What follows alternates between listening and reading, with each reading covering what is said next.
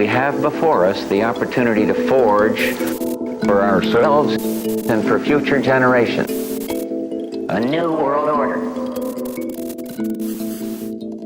With protests and riots in multiple American cities, the MAGA coalition under increasing strain, political assassination, a deficit-busting budget bill about to pass through the Congress, war in the Middle East has broken out again, with something akin to a battle of the cities as both Israel and Iran lob bombs and missiles at each other, causing who knows what damage.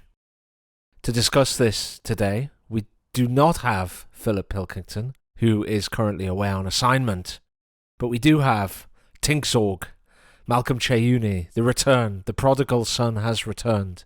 Somebody whose views on these are both erudite and absolutely fascinating. Certainly they're not of the mainstream.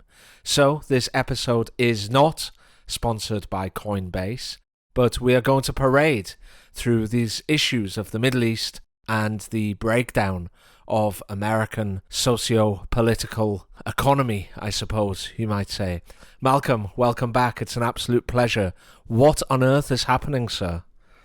Yeah, I thought I should ask you. You're a good old British boy, and you people have all of these fancy parades. I can't even remember the names of them, the changing of the whatever or else. So you, as a sort of connoisseur for these things, I'm just assuming that based on a racist stereotype, but even so, like you as a knower of these things, what did you think about the American military parade? Yeah, I've only seen clips on Twitter, which I'm assuming pick the choicest of moments, but yeah, it wasn't the trooping the colour as we call it, and it didn't even look much like the sort of thing that you might see in Red Square, let alone in Pyongyang or Beijing. It was really sloppy. I didn't quite I didn't quite understand what they were trying to achieve. I saw what looked like a company of soldiers wandering through Washington. They weren't stepping in time. And then one group had this guy next to them literally just holding up a drone with his hand, like a little quadcopter with his hand, a bit like I used to with kind of Spitfires and Jaguars and Hurricanes and other such. When you're a little boy and you kind of hold these little model planes in your hands and around the room with them, pretending they're flying. That's literally what he was doing. I don't even understand how it's started. And then it was all sponsored. Like the whole thing was plastered with corporate sponsorship. I don't know whether to say that's very American. Look, the American infantryman, the American soldier is, a fine animal. I don't mean to denigrate them in any way. That there've been many great battles where they've shown tremendous heroism and stoicism and bravery under fire and great competence as well. But that looked like really slapdash. It looked bad, Malcolm. Yeah. Like the interesting thing here, just to give a bit of background to this sort of cold opening here, is just that. So Trump had this idea that he wanted to show off a military parade for the 250th birthday of the U.S. Army. The U.S. Army is slightly more than a year younger than the U.S. itself for, obvious revolutionary reasons.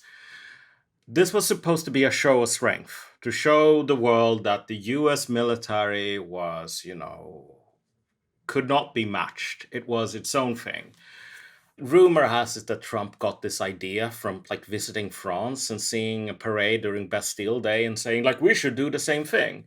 And people inside the Pentagon were initially resistant, but in Trump too, the second administration, he had a free hand. Well, we can't really say how this happened.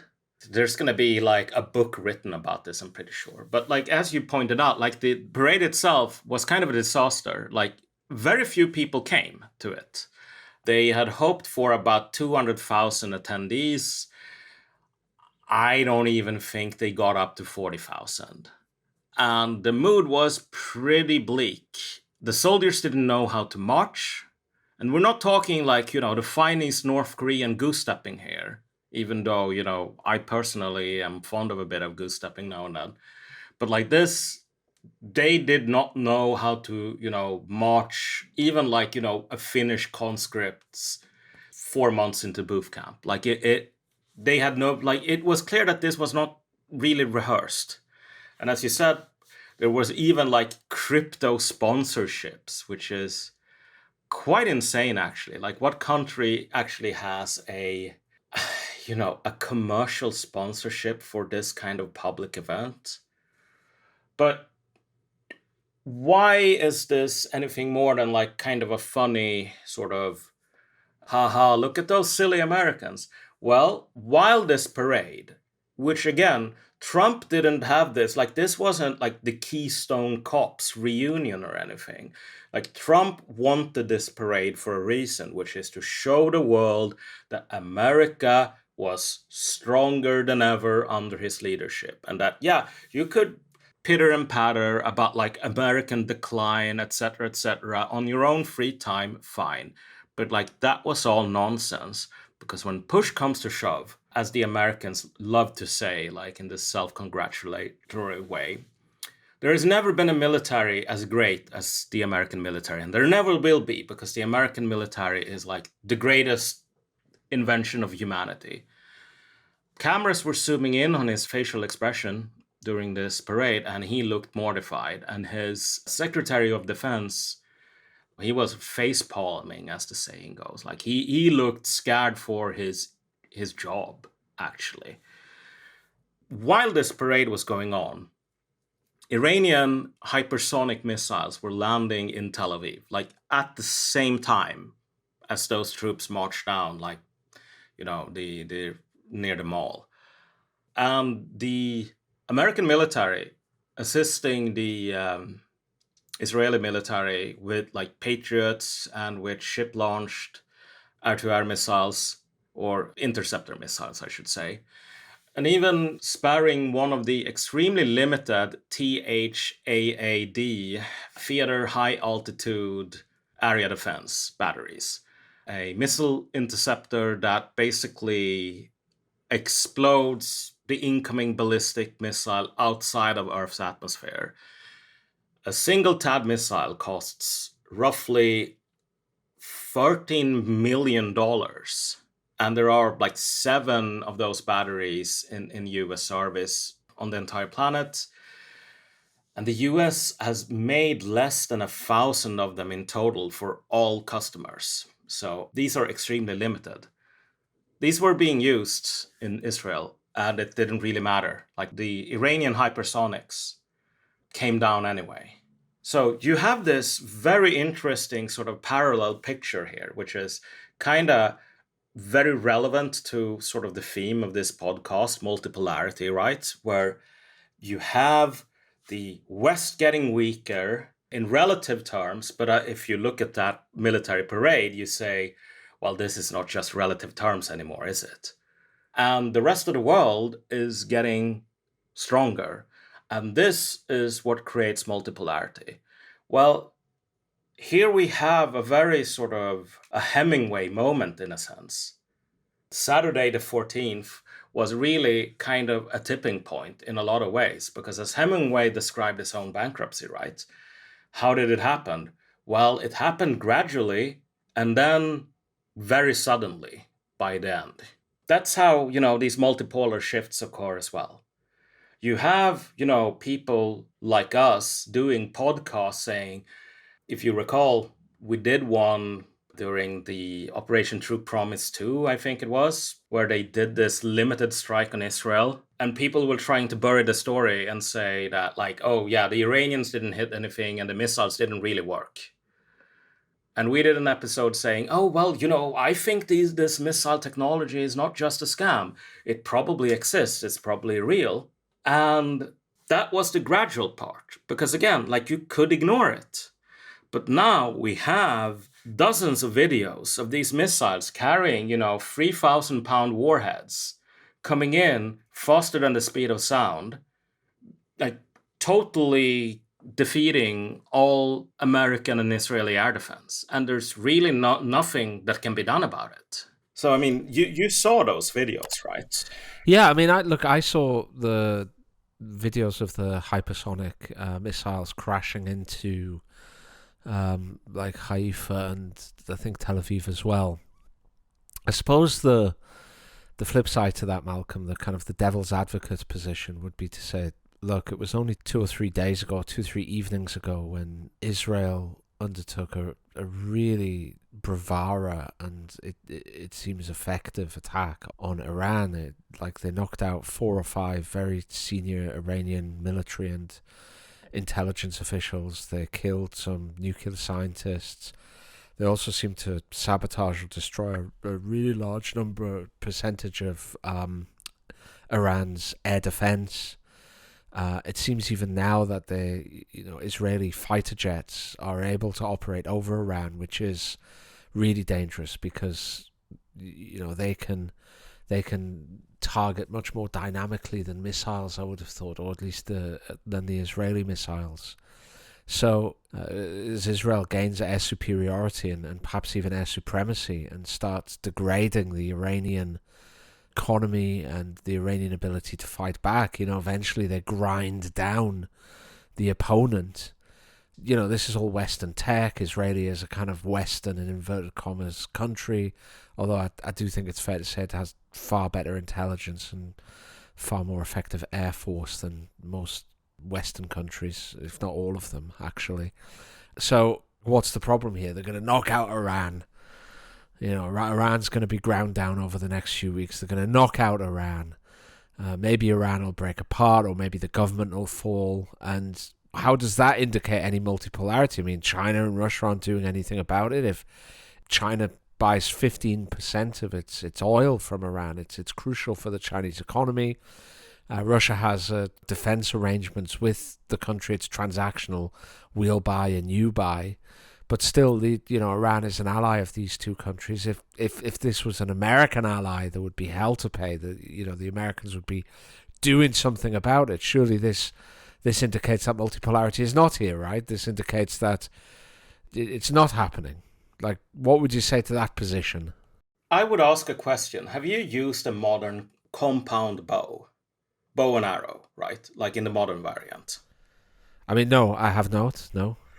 They're actually pretty nifty. Like, they're using sort of fiberglass. They're using like materials that are less than 100 years old, and they have all of these fancy pulleys. Like, sometimes they're like electrically, like motor assisted and so on, meaning that if you use a bow and arrow today, you can, even if you're pretty weak, because archery is all about upper body strength, even if you're pretty weak, you can actually achieve like a draw strength far beyond like what your muscles would allow, using the wonders of modern technology. Having said that, what would we say about a military using bows and arrows today?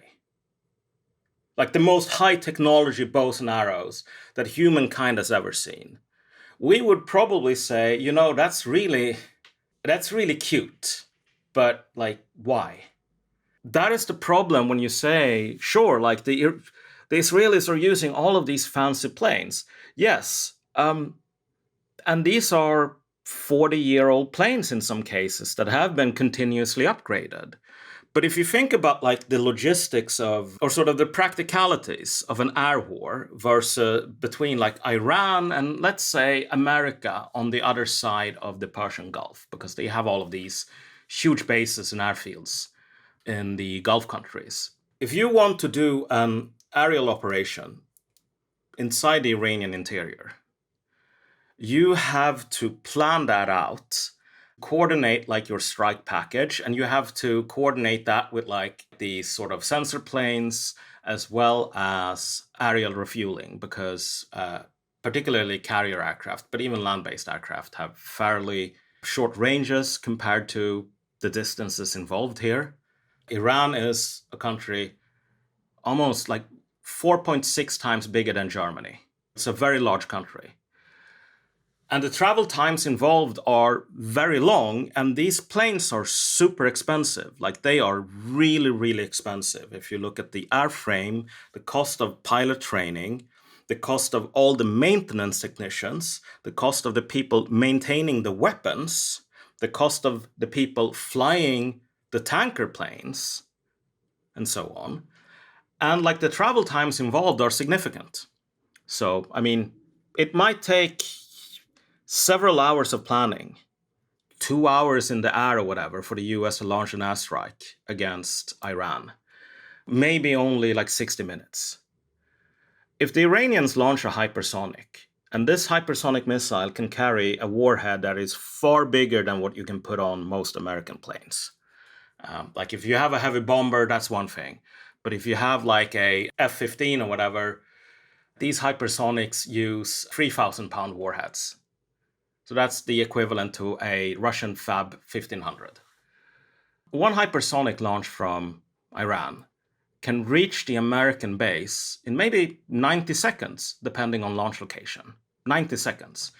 I'm not saying that it's going to, like, 90 seconds from when you hear the alarm when you're sitting in the American base in the mess hall, you know the missile is going to strike. I'm saying 90 seconds after the missile is launched, it's going to hit the mess hall. So you have to fold in like the detection, like the identification, the sort of warning to the guy eating his dinner in the mess hall, like, get to safety. And maybe he has, like, after all that's done, he has 30 seconds or whatever to get to safety. And again, like, yes, we can say we're using the bow and arrow to beat back these fancy Iranians. But the problem is, this is a new technology that the West doesn't have access to, or at least, like, hasn't invested in. Like, we haven't figured out hypersonics, and we're not going to, because it's going to cost too much and the US is broke. But this technology did not exist when the Cold War jet plane, manned fighter aircraft technology stack was adopted. If these things existed back then, I don't think there's any sort of case where people would use manned aircraft in their stead. Like, why would you launch an airstrike against Iran that takes you, like 90 minutes of transit time just to get into a launching position, where the Iranians can reach you from Iran in 6 minutes? And there's no cost savings involved, because in fact, the airstrike is much more expensive. Well, I suppose the answer to that would be, in theory, would be accuracy and flexibility. If you're dropping a bomb on a bridge from, like a laser-guided or GPS-guided bomb on a bridge from, even 30,000 foot above it, the theory is that that is going to be more accurate than a missile, fired from 2,500 kilometers away. Even if the missile has a CEP, like a circular error probability of like 10 meters or whatever, it's going to be a harder hit than that bomb. And the other thing is, in theory, fighter jets offer more flexibility. They can dynamically target in a way that perhaps you can't with missiles, because of that kind of reconnaissance, targeting strike process, right? I mean, this is funny, because this is exactly the argument against the adoption of gunpowder weapons back in the day, like, compared to the Welsh longbowman. When the Welsh longbowman said, like, my weapon system is superior, those were the exact arguments used: accuracy, effective damage on target, etc., etc. And I mean, it was true back then. I mean, it's certainly not true now. The problem is that, like, these, first of all, like, even back in the early 16th century, gunpowder weapons had a lot of other things to recommend them. Like, they were easy to use, they were cheap to manufacture, they required very little training, and they could deliver, like, the strength, the kinetic energy in a rifle bullet had nothing to do with the upper body strength of the archer.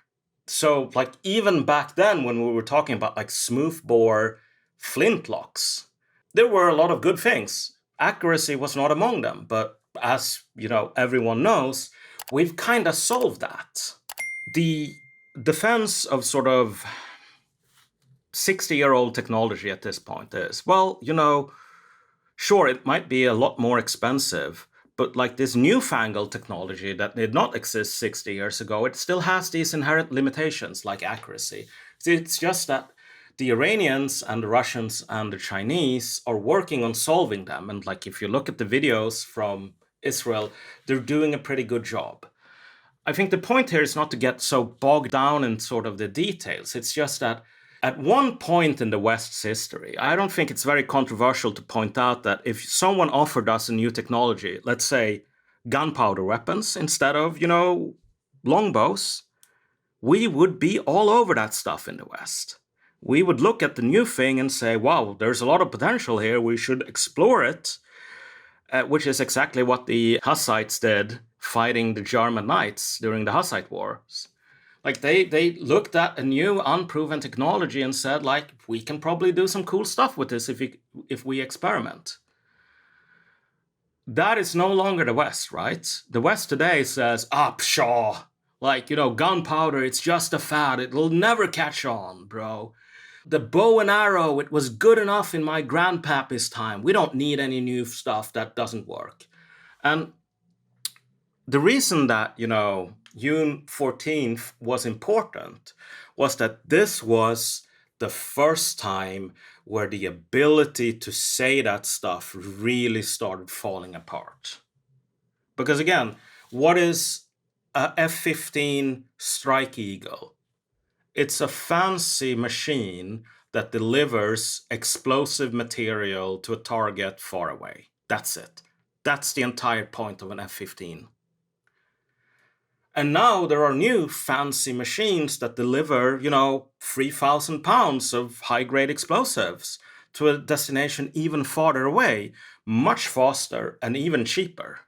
And at this point, we in the West say, pshaw, we don't need that newfangled stuff anyway. But you're starting to see a real dissonance build up where, like, the Americans watching this are now realizing that they have no counter to this.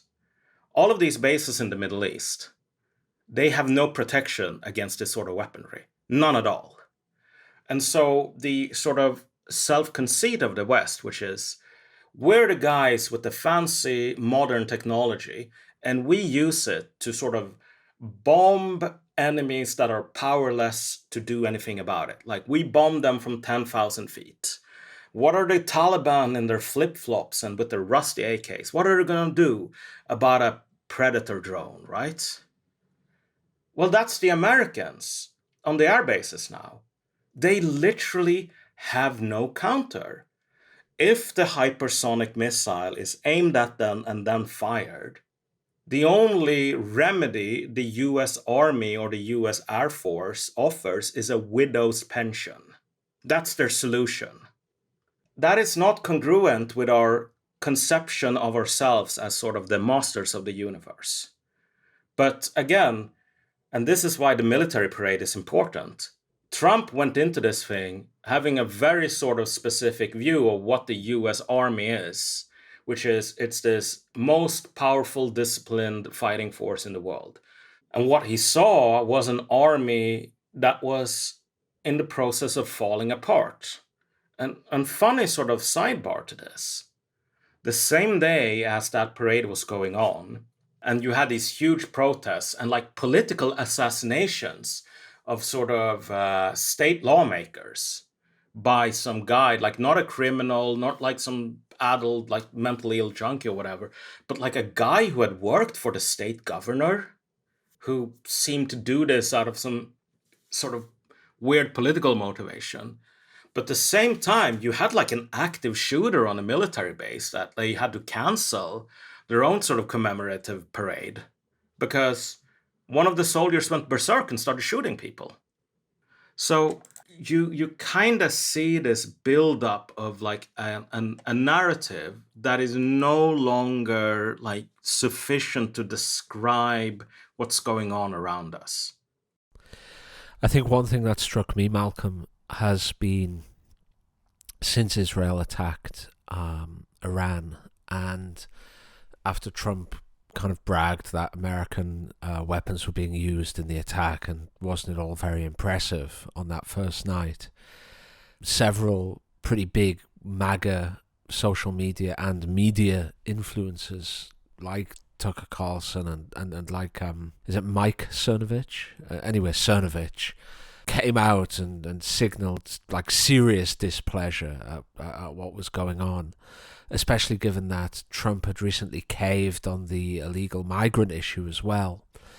And it seems from afar that, Philip and I spoke about it last week, that the Trump movement was very much a coalition movement. Yes.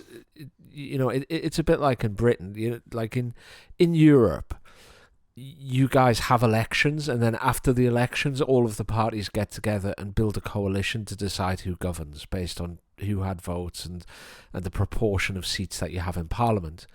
Whereas in Britain and the US, what we do is we build coalitions before the election, and then that coalition will run for an election, right?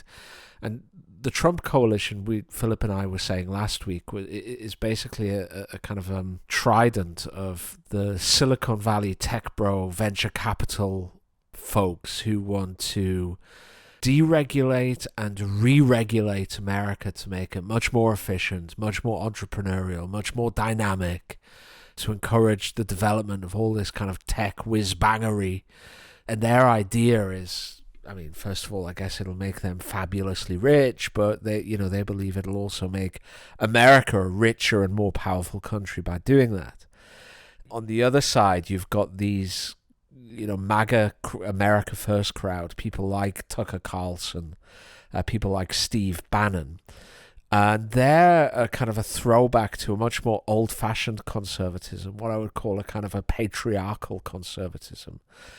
They love the country, but, they're also very interested in working class issues, like protecting blue-collar workers from the icy winds of the global competition and the vagaries of economic cycles, and also the ruthlessness of the robber barons, or in this day and age, the tech bros, right? So there's a certain conflict between those two groups when it comes to economic matters.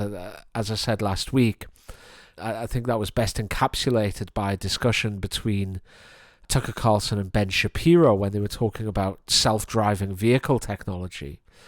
And Tucker Carlson said he would ban that in a heartbeat if he could. He would just ban it because, like driving vehicles, whether it be trucks or taxis or cars or delivery vans or whatever, like for UPS, or one of the biggest jobs that provide, decent wages for working class American men, right? Like, he said that needs to be protected. Whereas, Elon Musk would, I'm sure, or Mark Andreessen or Larry Ellison would be aghast at that concept that such technology could be suppressed because, to protect workers. And then at the kind of the point of the triangle, you've got the establishment Republicans. And I think that economically, they have quite a lot in common with the tech bros. They also would like to see deregulation. They would like to see much lower taxes for the plutocrat class, for example. They've tended to act, in fact, as a legislative engine for the plutocrat class in America. And that really seems to be breaking apart now. Yeah. Like, you had, after these riots in California, Trump very rapidly backed down on illegal immigration. He said, look, I'm going to go gentle on illegal immigration. I'm not going to push it when it comes to the food industry, like farming and food production, and also hospitality. Well, I don't know about America, but if America's anything like Britain, that's where all of the illegal migrants go. They all go into farming, food production, or hospitality. So if you're going to go easy on those industries, you're just not going to bother with this illegal migration thing anymore. Yeah. So, and hot on the heels of that, it looked as if Israel had managed to bounce him into a foreign war, which was the very thing back in 2015, 2016 that he built his whole reputation on. So, you're seeing really the potential for a breakdown in that coalition. And I think if that coalition breaks down, it could release like really destructive forces, Oh, yeah. because Trump channeled those forces. And I think people who say, oh, that would be great, finally the Trump movement would be broken up and we could go back to... No, you wouldn't go back to business as usual. Like, those forces had been channeled into regular politics. Now they would be loosened, a bit like... Yugoslavia, right? Yeah. Tito Yeah. kept a lid on those forces, and when he was gone, they were released. There's something I need to point out here, because when people think about sort of civil war, especially in America, they think about the American Civil War, which was essentially the country partitioning itself into two pieces that were, relatively equally big, and then those two pieces immediately declaring war on each other. That is not what usually happens. But there is another period in history that's probably far more sort of close to what looks likely to happen in the US, actually, which is the Japanese Warring States period, the Sengoku Jidai. Played out, it depends on when you start counting, but mainly during the 17th century, or 16th century, I should say. So from 1500 something, some start at 1530 to 1600 is the Battle of Sekigahara, and then it's really over about 10 years later. But this is sometimes called a civil war, like a Japanese civil war, but it's not actually that at all. What instead the Sengoku Jidai is essentially that you have this old political system, like the Ashikaga shogunate, which is controlled from the capital of Japan, Kyoto, at that point. And the Ashikaga shoguns, they just stop being able to govern because of sort of, decadence and the string of bad luck and so on. And so what happens is that you have basically Japan divides into factions, and those factions start fighting each other inside the capital. But these factions, they're basically, allies of the shogun that are butting heads with each other. And they fight each other so fiercely that by the end, there is no winner because everyone has exhausted everyone else. And at that point, if you're living out in a Japanese province, it's like you're picking up the phone and there's nobody there to answer. The political center is so exhausted from infighting that you're just on your own outside of the capital. And so all of these sort of rinky-dink clans that aren't important at all suddenly become big names because there's no one else. There used to be political order and it's been replaced by nothing. Zero, a vacuum. And then eventually it's filled, but it's filled by in some cases, random itinerant oil merchants become samurai lords. Why? Because there's no one else. There's literally no one else. And what are you seeing in the US today? You're seeing this vicious infighting between different factions now inside of the MAGA coalition, but also vicious infighting between the Democrats and the Republicans, and you have these power plays where Trump is, taking away the National Guard from the governor of California and sort of sending them to patrol the streets against the governor's wishes, which is incredibly irregular for the US. That last happened 60 years ago during desegregation. It's almost never done because it's just not done in the US. That's not how you do things. But now it is being done. And everything is polarizing and sort of falling apart. They can't even pass a budget in Washington. They have given up on trying to forestall some sort of fiscal, sovereign debt collapse. They're not even trying anymore. They gave up. And they instead basically accelerated that. And when the war between Israel and Iran started, if this was 10 years ago, what would have happened is that US bond yields would have gone down. Because in times of uncertainty, people used to flood to sort of US treasuries because they were the safest asset. Well, now, if there's a crisis these days, yields actually rise. People sell off American treasuries because they don't want to be the guy standing holding the bag if there's some sort of like de facto like default or haircut on the debt.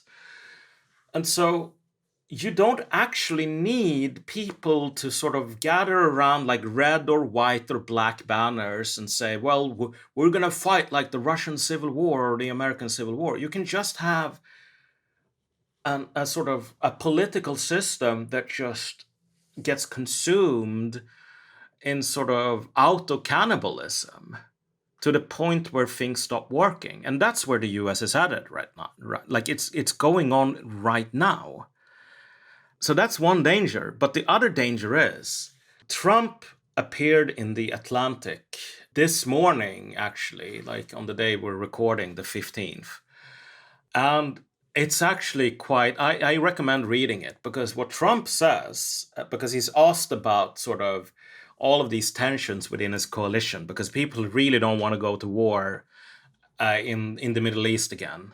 And again, the US military is much weaker relatively, and even absolutely, like in absolute terms, it's much weaker than it was during the Iraq invasion.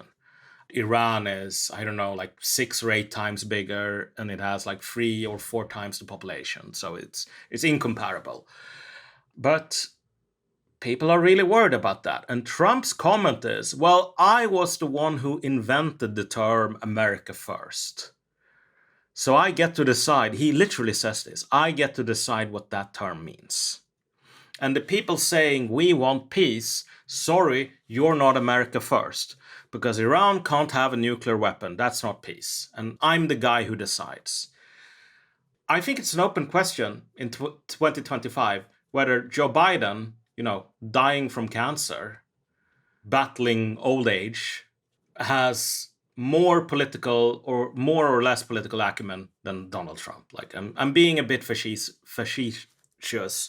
but not a lot actually, because what Trump is doing here is he is killing off MAGA, like the ability for the coalition to continue, by basically declaring himself like almost like a king. I am no longer like the sort of representative of the nation. I am the sovereign in my inviolable person. That is going to destroy the coalition. And if he actually tries to force down a war, like down the throats of Americans, where, I don't know, like 95%, depending on the poll, don't want this war, you have to realize it will only take a single mutiny inside the military for the entire sort of political system to come crashing down.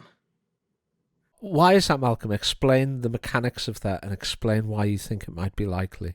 This would be a war nobody wants, ordered by a guy who's just stabbed his own voters in the back. They can't really pass anything through Congress because they have such razor thin margins. So the system is 100% polarized. Like, there are no longer sort of any votes on the issues taking place inside the US political system, which is, like how Parliament was supposed to work, where it's like we all debate. Do we want to raise taxes? Like, will this spur business growth or whatever? No, this is like, which team are you on? That's the only thing that's left. And so almost 50% of the system opposes him no matter what he does. No matter what he does. And the other 50% that's supposed to support him no matter what he does is now already mutinying. Like they're already sort of abandoning ship and calling Trump a traitor and so on. There is a shocking level of like everyday political violence in the US now. Like a guy hired, like working for, I can't remember, like it's Minnesota, I think, like that where Governor Tim Walz is from. But like a guy working for the state, no criminal record, just snaps, acquires a police uniform and starts murdering lawmakers. And you know what happens when this news comes out? That like, okay, a guy working for, the government, he snapped, he got a police uniform, he started executing lawmakers like with their spouses in their homes. How do Americans react? With shock, with sadness? No. Nope, not at all. What the Americans start doing is saying, this guy was a Democrat. And then a Democrat says, oh, no, no, no, no. This crazy murderer, he was a Republican. And the Republicans shoot back, oh, no, he was definitely a Democrat. Because he murdered 2 Democrats that were like voting along with the Republicans. And this is how you Democrats are. You just murder people for no reason. And it's like, no, no, no, he was a registered Republican. Like, this is how you Republicans are. This is not how a normal country acts when you have a political assassination. You don't start immediately pointing fingers like on factional grounds. This is how a pre-revolutionary country acts. This is France in 1789. Actually, I take that back. This is like France in 1790. Like it's not even the pre-revolution anymore, because people would be shocked by these kinds of murders in the French pre-revolution. During the revolution, not so much, maybe.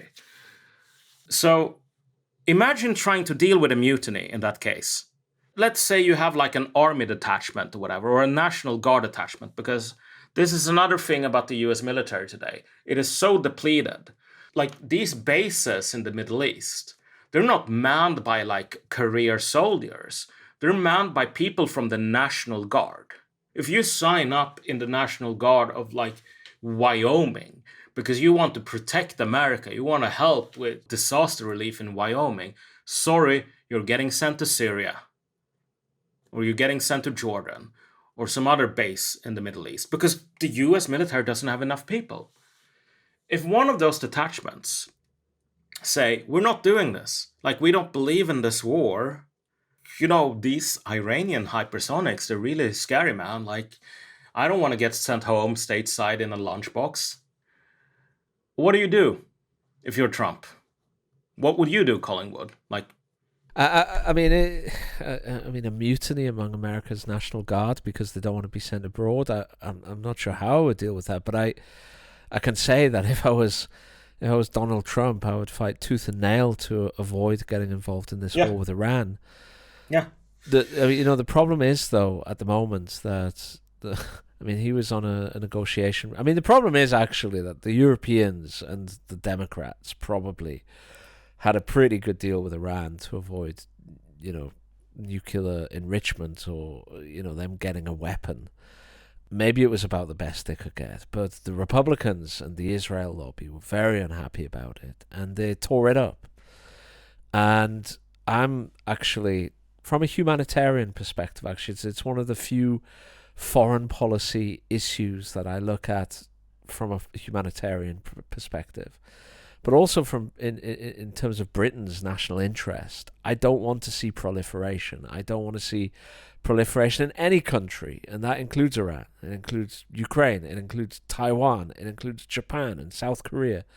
I don't want to see nuclear proliferation. I think nuclear weapons are unimaginably dangerous and destructive. They have the ability to literally destroy all civilization on Earth, literally, okay, not figuratively, literally. So I don't want to see that. But the way to do that was always to provide Iran with pretty strong reassurance that it wasn't under threat. And by doing that, they could relax and they wouldn't feel the necessity to develop a bomb. Now they obviously feel the necessity. Now they have been put in a position where they have to either mobilize everything that they've got, like every single missile, every hypersonic, every rocket, every proxy that they have in the region, every single bullet they can find, and throw it at Israel, or lose altogether and give up and accept regime change and perhaps even the breakup of their country, or develop a nuclear bomb. Like, they have those three options. And it could well be that Iran now goes into the North Korean mode where they decide, look, given what's happened, any privation, any hardship is going to be worth it if we can develop a nuke, and then we have that assurance for ourselves. Like, that is the calculus now. Or they might just throw everything that they've got at Israel and maybe take down the region's energy infrastructure in the process, and send oil to $240 a barrel and send the world into a global recession. They could do that. Like, I would try to avoid putting Iran in that kind of, backing them into that kind of corner.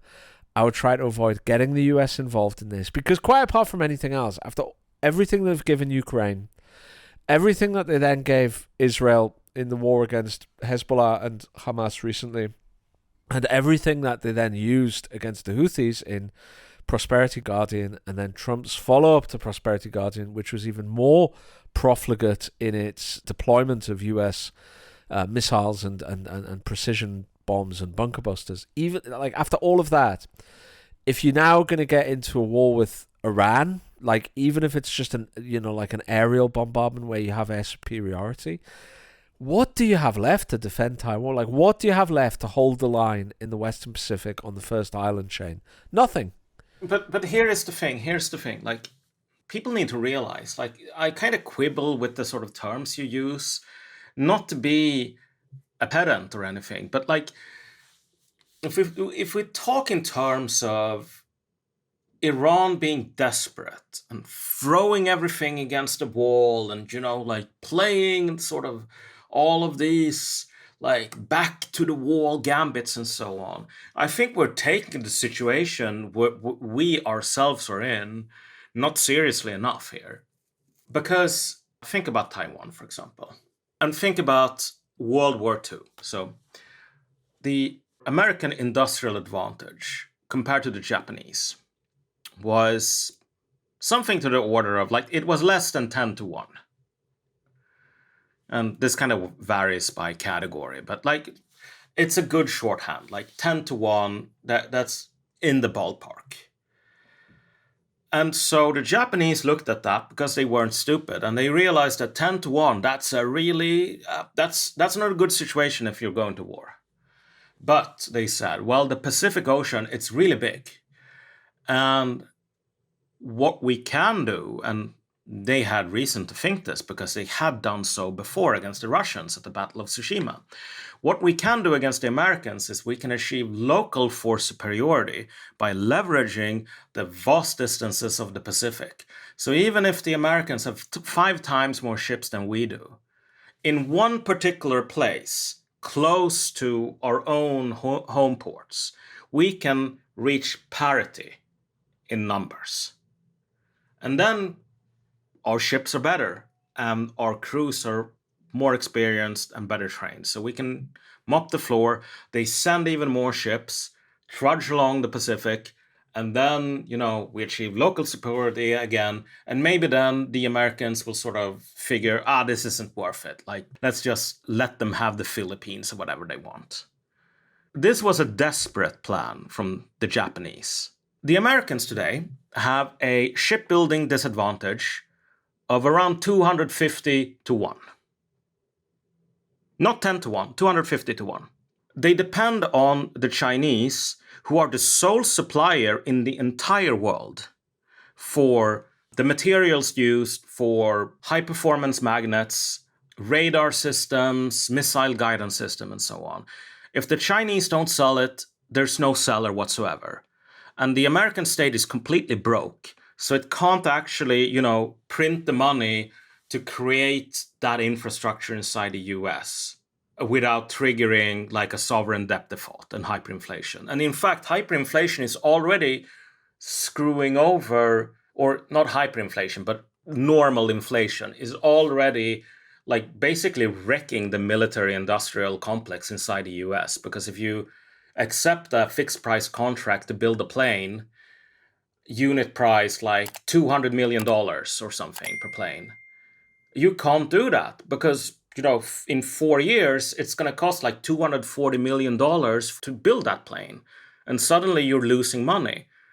So big contractors like Boeing are already walking away from the opportunity to build stuff for the Pentagon because, like, with this inflation and like the dollar being devalued de facto, like, we can't do it. We'll go broke if we build weapons. So not only is the disadvantage 250-1 instead of 10-1, not only is the American military industrial complex dependent on China, the US plan it's not to fight outside San Diego. It's to fight in the Chinese backyard. That's the plan. Like, the tyranny of distance is still as real today as it was back then. But now the Chinese are getting to enjoy it on top of their 250 to 1 handicap. And it's an open secret inside Washington, like, that the US currently can't supply fighting forces inside the Pacific theater with fuel. So yes, like, even if they have planes over there, they can't actually supply them with fuel. Planes without fuel are glorified paperweights. Sorry. But there are no ships that the US has available. And they closed down like the Red Hill base, the big fuel base they had facing the Pacific on Hawaii.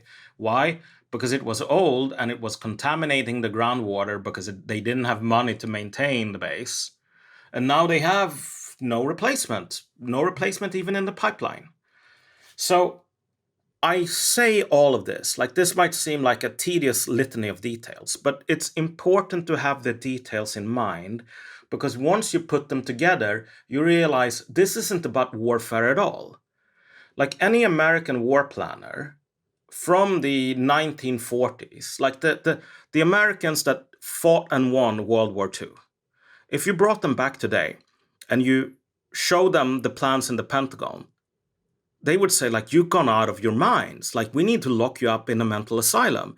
You're going to fight 250 to 1 against an enemy you need permission from to manufacture weapons.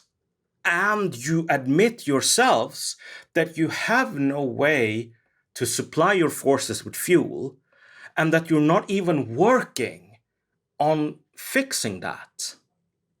Like, you are not actually planning for a war. You're doing something else. You're doing like some sort of ideological, like, kabuki theater. And that is kind of the problem when we discuss these things on their own, like, premises of, like, this is, like, we in the West are not just like planning military engagements. In fact, we're really not. Look, I suppose the counter argument to that would be to go back to 1985 or 1986. Then you had a situation where the Soviet Union was clearly rotten. I mean, it wasn't clear at the time, but now historians realize that the Soviet Union was rotting from the inside. Corruption was rife. Dispiritedness and disheartenedness was kind of rife within society and probably within the military as well. You had this situations where soldiers were being conscript to frontline soldiers for their 2-year conscription were instead being diverted to build dachas for their colonels and generals, or or other corrupt schemes to varying degrees. At the same time, you had the US, which was going through this, well on the way to completing this kind of revolution in military affairs, which we saw just 4 or 5 years later in Desert Storm. You had the development of stealth. You also had a range of new weapons platforms coming online, like the F-15, the F-16, and the F-18. You also had the M1 Abrams tank. You had the Bradley infantry fighting vehicle. You had a range of anti-tank missiles, both in Europe and the US, from the Javelin to the Milan. You had all these new weapon systems coming online. You also had this revolution in reconnaissance, target strike capacity, and the very beginning of mass precision strike, which was probably finally the thing that made air-land battle as the 70s, the 60s and 70s planners conceived it possible. And then you had all these kind of, like these F-117 Nighthawks, the first stealth fighters, right? Like, so the US was going through this process, and it now had a fully professional military. It was awesomely powerful. I mean, one of the problems in the Gulf War was the feint through Kuwait that was meant to just fix the Iraqi forces. It was so effective in cutting through them, they had to be slowed down to allow the big left hook to catch up and to corner everybody.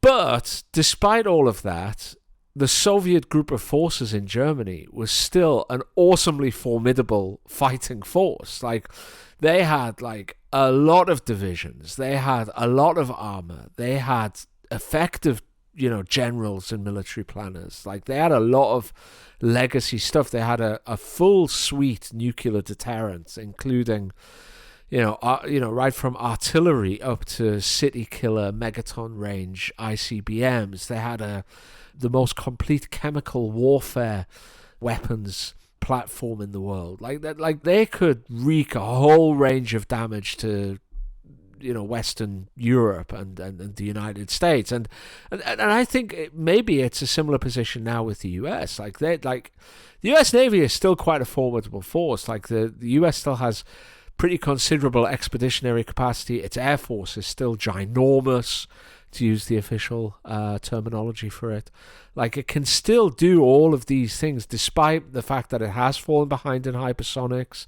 It looks like it's now falling behind in satellite location to the Chinese. Like, the GPS system is really old, and the Chinese are in the process of deploying something that's much more advanced.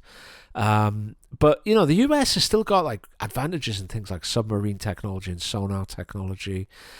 But bro, I have to stop you here. Okay, okay. If you can't transport fuel, or not just fuel, but, like, any sort of supplies, like, to the Pacific, what are you even doing, man? I'm not saying like some sort of, I heard this from my uncle who works at the Pentagon.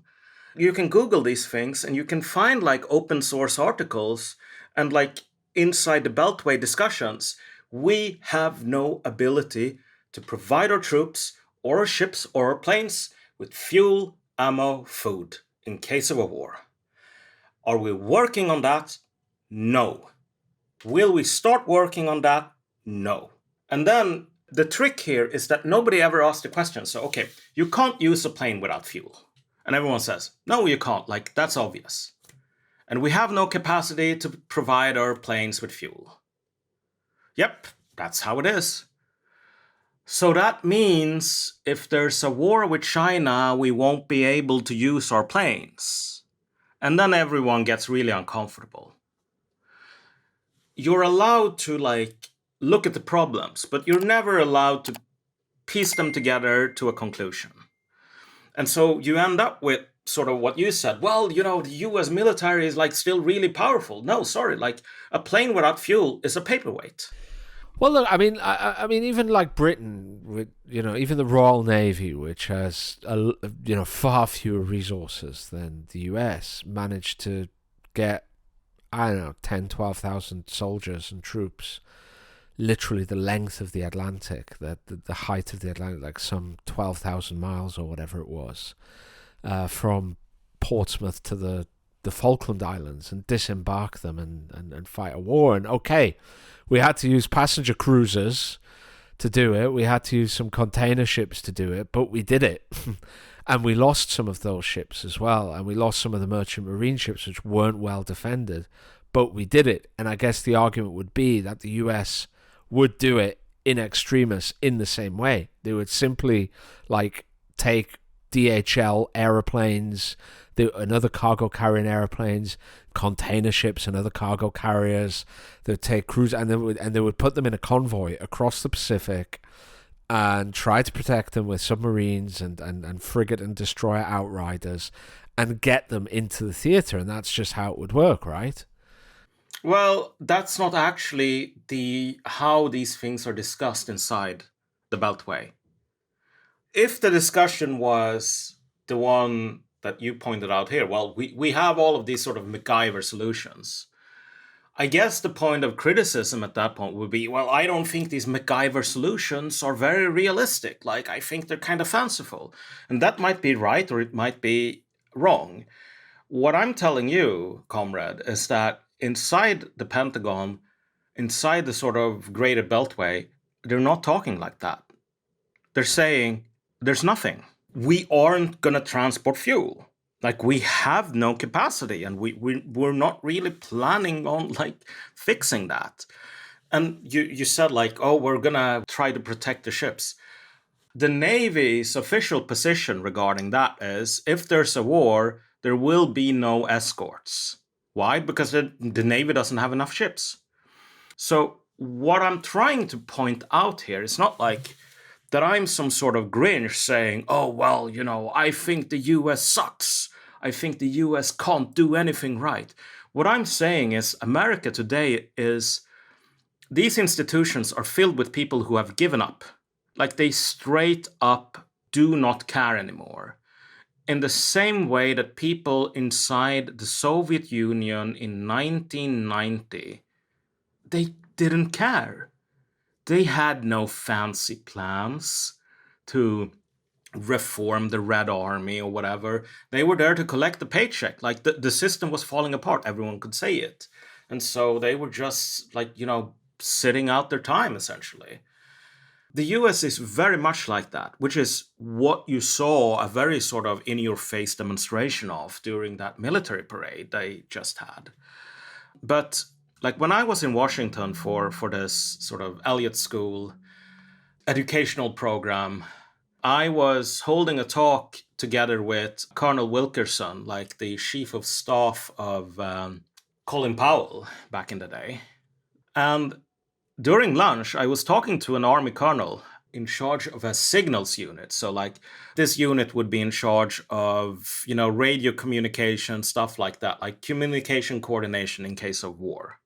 That colonel just point blank told me that 60% of his job was just basically falsifying records at this point in order to present a picture that my unit is ready to go if there's a war. Because that was his job, falsifying records. 60% of his equipment was either missing or broken. But if you take out the parts from a functioning radio and put it in this broken radio, swap out the parts and you turn it on, then you can say, well, this radio works too. And then you take out the parts. It's past the qualifications, you can just include it in the working equipment. It's stuff like that. And if he doesn't want to do that, he can just quit because that's his job. That is literally what his job is about. He can either give, green reports, and the US Army has all of these slangs for essentially lying. I heard several. It's giving command what they want to hear was one term some people use. Massaging the stats was another. Turning the slide green was popular in another army unit. There was a lot of turning the slide green in 1910 Qing Dynasty, China. A lot of turning the slide green. That's all you did if you were a state employee. And if you didn't do that, if you didn't lie and falsify reports, sorry, we'll find someone else who can do that job. This is an old problem, but it's really, really bad inside the US. And again, if you look at these things like war in the Pacific, and you look at these people are actually working towards winning a war in the Pacific. You're being taken for a ride, my friend. What they're actually doing is turning the slide green.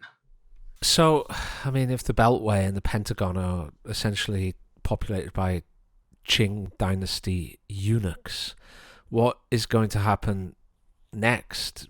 We have a war in the Middle East, which Israel clearly wants to drag the US into, but that would have dire consequences for the Trump brand and his ability to hold his coalition together, especially given, some of the issues with the economy at the moment and the imbroglio in cities related to the behavior of the ICE agency and with regard to migration in general. What's going to happen from here, Malcolm? Where will the US go? And can we expect a kind of a further fragmentation and dissolution? Or can we see something else, like the capital taking a grip of the whole country and moving away from the federal model? I mean, how do you see things playing out from here? Well, I mean, again, you can use the Sengoku Jidai and the late Muromachi period in Japan as sort of a good example, but you see the same. It's just like a variant of what you saw in Russia during the collapse of the Soviet Union, in China during the collapse of the Qing Dynasty.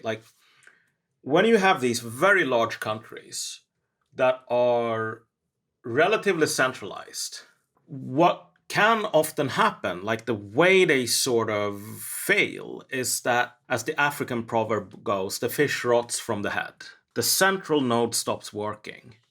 And so there are some attempts in the US. If you think about like a lot of the stuff that Trump is trying to do, he's basically trying to do an end run around like the federal, like the old sort of division of labor between the executive, judiciary, and the legislature. And the legislature has just stopped working. Like the legislature in the US has collapsed.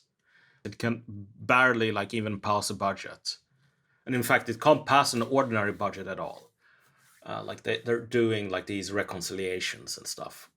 You have high school marching bands that could have put up like better marching than these people from like the 7th Infantry Division or whatever in Washington. But that's not because Americans are like incapable of marching. No, like high school kids in America can march. It's just that the institution is so broken that they can't implement anything. Well, once that happens, again, think about what happened in Russia.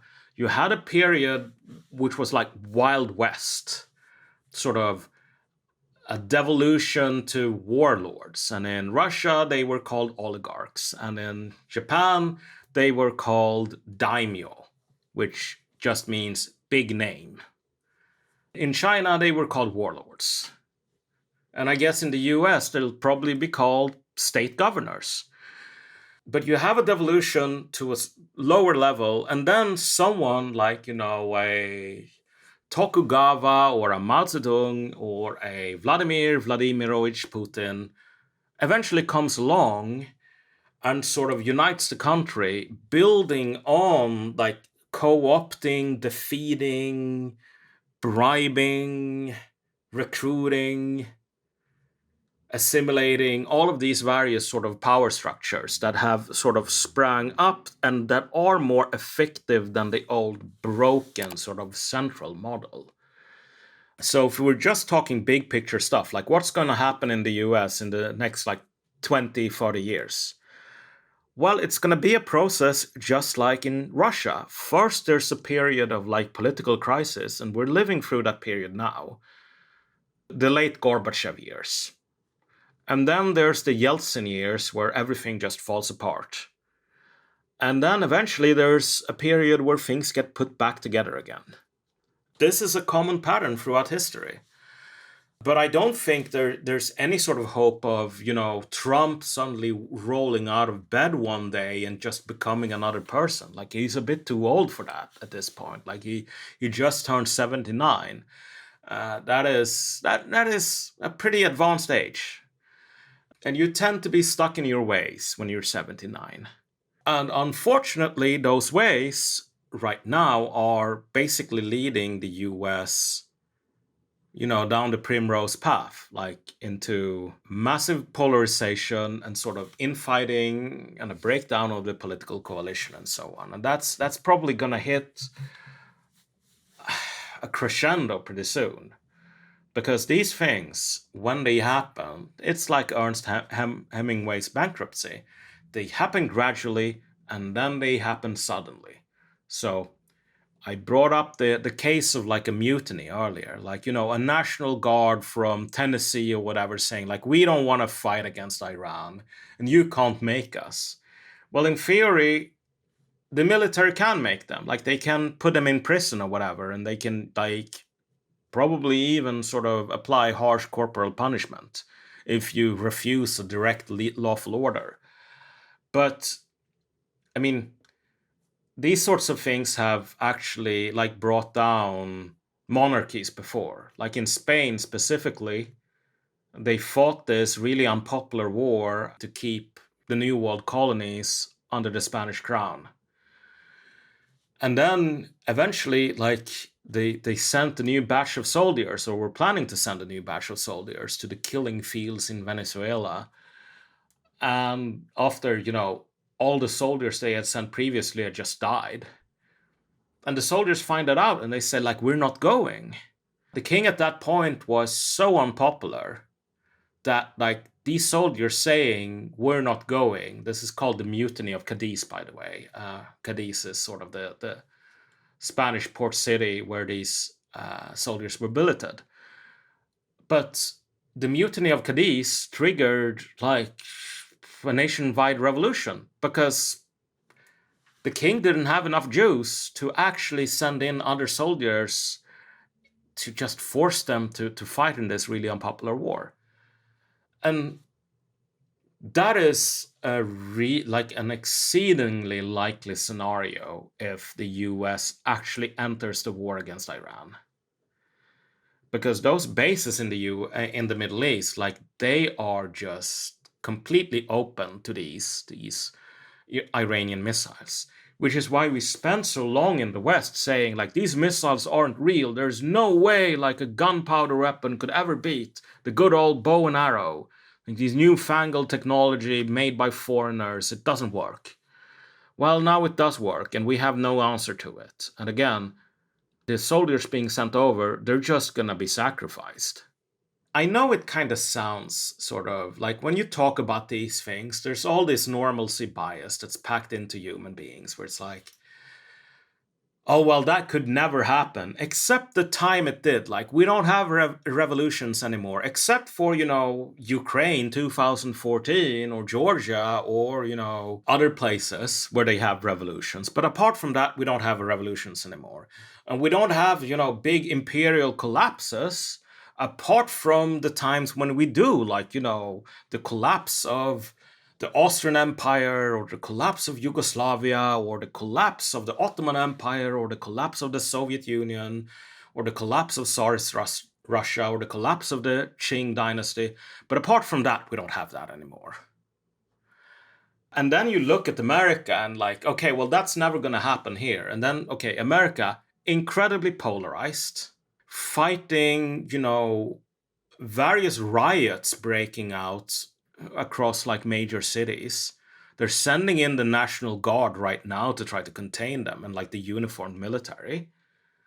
The political ruling coalition, it's just falling apart into acrimony. They can no longer pass a budget.